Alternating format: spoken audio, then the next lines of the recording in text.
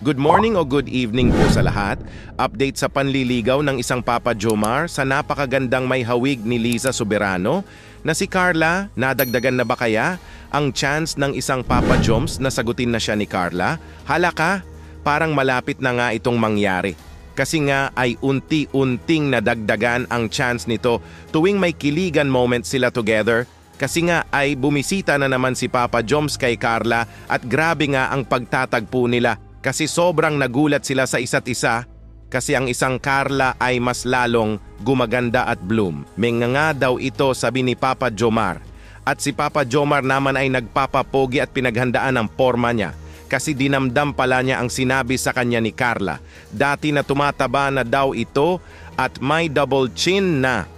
Kaya naghahanda na talaga si Papa Jomar sa malupitang body transformation. At may nakakakilig nga na eksena dito na napansin ni Papa Jomar na ang promise ring na binigay niya kay Carla ay sinuot na ito. Wow! Grabe! So it means malaki po talaga ang chance ng isang Papa Jomar na sasagutin ito. Grabe, nakaka-excite na talaga.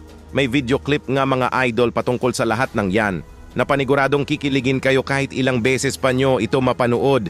Bago po ay shoutout ko po muna ang mga leaders ng Kalingap na sina Kuya Val Santos Matubang, Ate Edna Vlogs at Idol Kalingap Rab. Pati na rin po sa lahat ng members ng Karepa. Suportahan po natin sila palagi. Ito na nga po mga idol ang video clip, panoorin nyo po. Parang nagpaganda pa talaga para sa akin. Kaya sa mga kasi yung buko, magulo. Ayos po, pugi na po pati ngayon. Ayun, yun seryoso. Siyempre, maganda ka naman. Ito, nag-effort din naman ako. Ayos ba? Pogi ba? Wait lang ha. Talikod ka muna. Talikod ka. Wow! Sige ka na. Saan mo kayo galing? Ba't po yung papapugi? Ha? Pupunta nga kita. Kasi di alam ko dinadam ko yung sabi mo, taba ko na. May double chin pa ako. Tsaka pala Carla, tanong ko lang din. Kasi gusto ko siyang na-update naman ako eh. Kahit ka paano, sa ganda. Ewan ko. Siguro. Sige. Siguro? Ano siguro?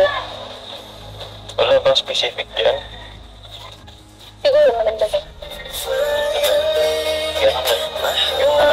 Hindi na ba konti? Kunti pa rin po. Hindi pa rin. Kukulang pa pala. Ano pa ba gusto mong gawin ko? Teka, napapansin ako. Akin na. Patingin na kamay mo. Akin na.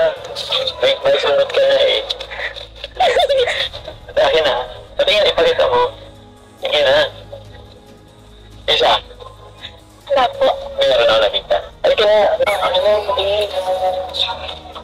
Matbuti lang gan. Wala po. Huwag mo pang dili. Akin na. Pakita mo na kasi yun. Ako na kasi yun. Ano po yung Yung sing-sing. sing-sing po? Nakita ko kanina. Ba't mo kasi inadays? Pakita mo na kasi. Pero kami hindi na proud eh. Sige na. Ano ba ano? Ano na? Ito naman. Ang mga kalinga, kayo na kasi makita. Pero gamit na po yung Wow! Grabe talaga. Huling-huli na talaga ni Papa Jomar na sinuot ito ni Carla, tinanggal nga ito ni Carla, pero nakita na nga ito mismo ng dalawang mata ni Papa Joms at paniguradong mas tataas pa ang confidence nito na patuloy mag-effort sa panliligaw nito kasi nga ay nahuli niya itong sinuot ang promise ring. At may sinabi din si Carla kay Papa Jomar na pogi daw ito o gwapo, naku po. At ang chance nga ni Papa Joms ay nadagdagan ng konti. Grabe, paniguradong malapit na talaga ma-official ang lahat ng ito. Nakakaabang na talaga ang panahon na yan. Pero sa ngayon, ay patuloy mo lang yan, Papa Jomar. Ang ginagawang effort mo kay Carla na for sure ay sa pagdating ng panahon na okay na ang lahat at handa na si Carla ay paniguradong sasagutin ka na nito. For the vlogs man yan o in real life ang lahat ng eksenang nakakakilig nyo together. Basta ang mahalaga ay napasaya at napakilig nyo kami sa bawat part ng love team. Serye nyo. Go Team Jomcar, we all support your love team. Dito muna lang po tayo mga idol. Kung may gusto po kayong sabihin ay mag-comment lang po kayo at pag-usapan po natin yan sa comment section. Kuya Dambo nga po pala, mabuhay ang Team Kalingap. Hanggang sa muli, maraming salamat po.